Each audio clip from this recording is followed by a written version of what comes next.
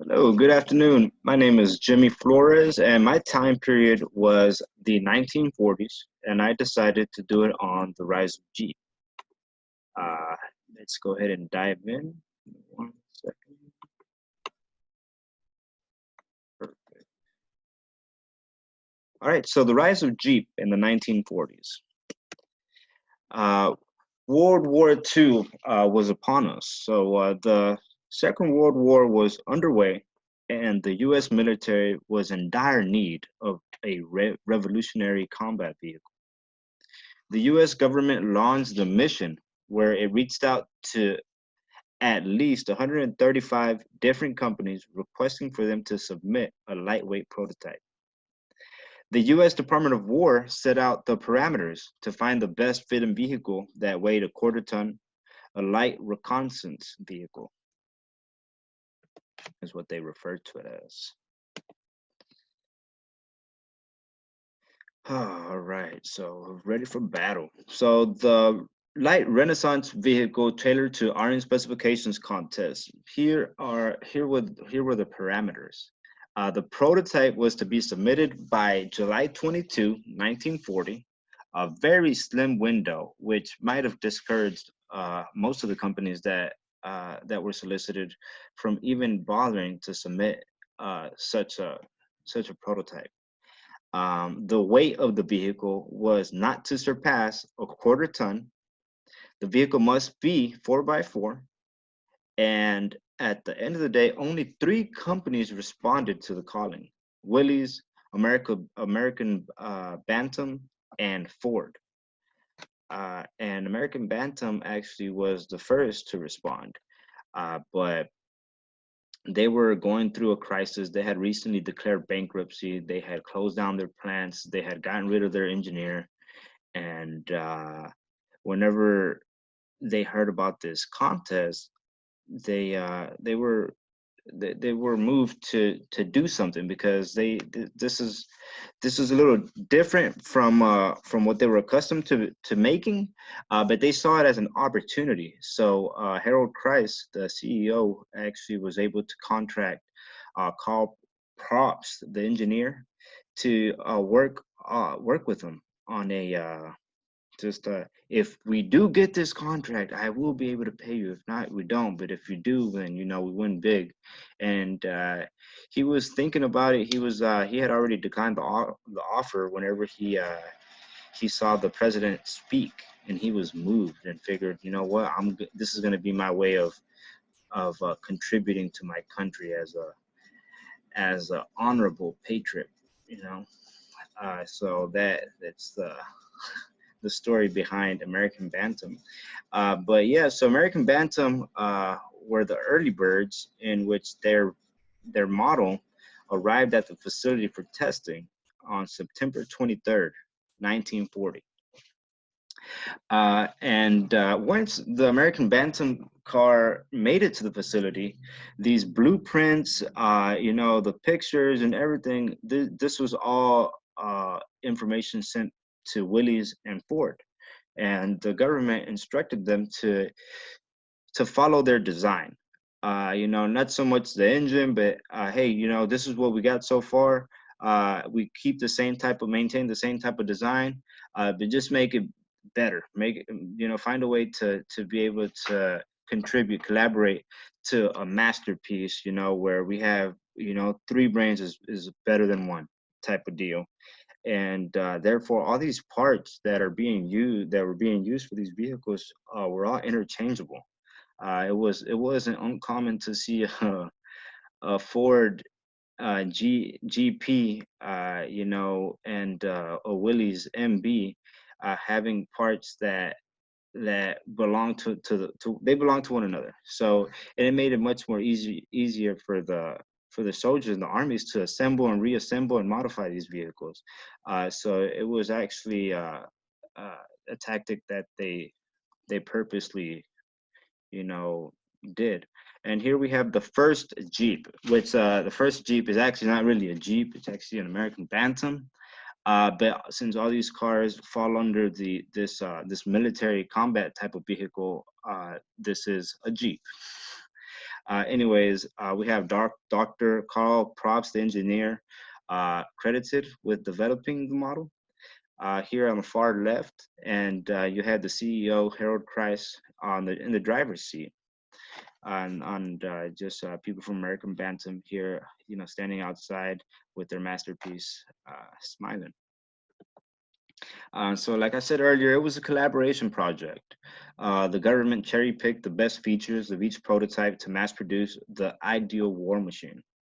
WIllys motor, the 60 HP horsepower Go Devil engine, was what really wowed the government, and it's what set them over the top to win the contract.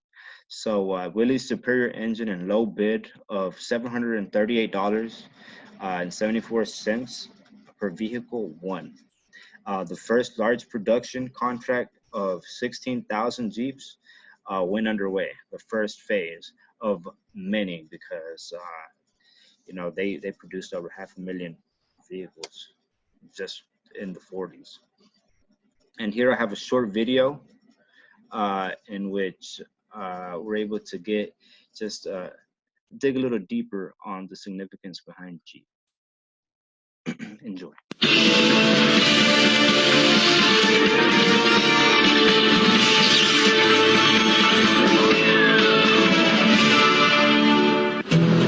Among the many innovations of war, few have rolled into civilian life as smoothly as those involving transportation. With the luxuries of CD player and air conditioning, the Jeep is at home, off-road, or in town.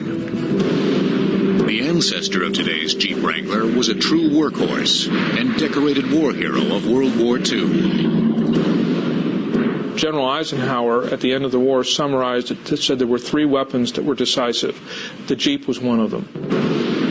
On the eve of World War II, the U.S. government, desperate for a general-purpose vehicle, requested submissions from various car companies. The government chose the American Bantam Car Company's design, a lightweight, 60-horsepower, 4-wheel drive vehicle with a top speed of 65 miles per hour.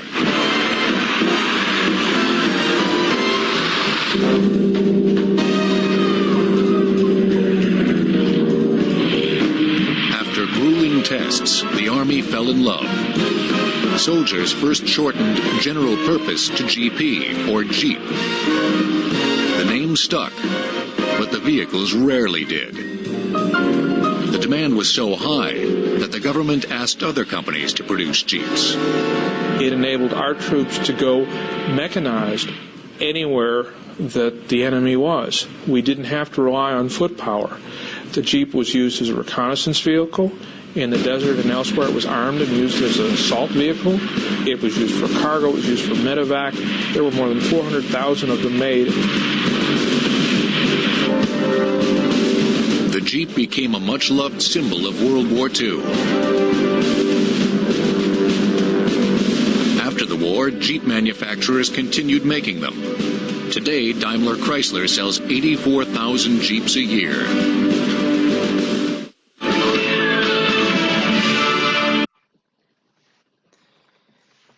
Yeah, so we see there how Jeep and why Jeep is, considered to many a symbol of democracy. And here we have a photo of the Jeeps being taken in and out of the water, and how they've modified the vehicle to have the muffler coming out from the top. And you see these type of designs today, but yeah, they had the muffler coming on the top. As long as they're not covered by water, they're able to go in and out as they please, and no problem would happen to the engine. But yeah, so their Go Devil engine was something to really talk about. It actually was able to run 4,000 revolutions per minute for an hour. So it just Willys already made these type of vehicles, and they actually had been improving their motor for 2 years whenever this military need arose. So they had already been doing a lot of work on their engine. And what better way to use their engine than to be able to support the soldiers out at war. And here we have a quote that I found of a war correspondent, and this is just about a year before he actually passed away in Asia. And it's Ernie Pyle, a very well recognized journalist. So here he says, "Good Lord, I don't think we could continue the war without the Jeep. It does everything, it goes everywhere. It's as faithful as a dog, as strong as a mule, and as agile as a goat." Uh, so he lets us know that the Jeep has been a significant companion, a significant um, you know, weapon for these soldiers to be able to gain the upper hand at war.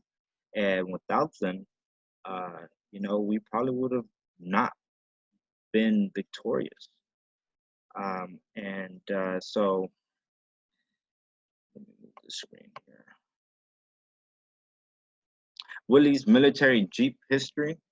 The Jeep legend began in November of 1940 in the early days of World War II, just a year before the United States entered the war.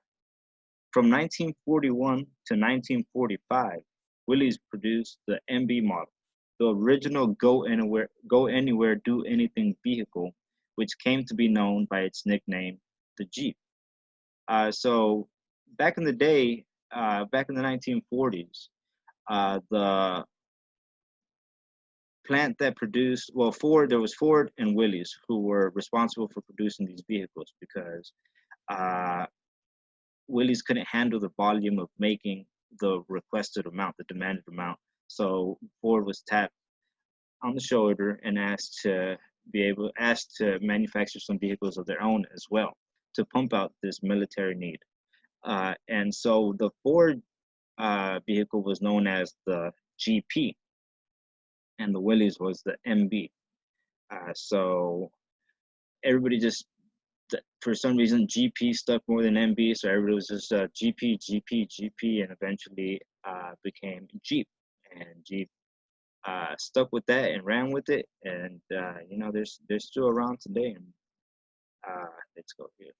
And well, at the end of the day, Ford and WIllys combined to produce 643,000 vehicles for World War II. Insane amount. And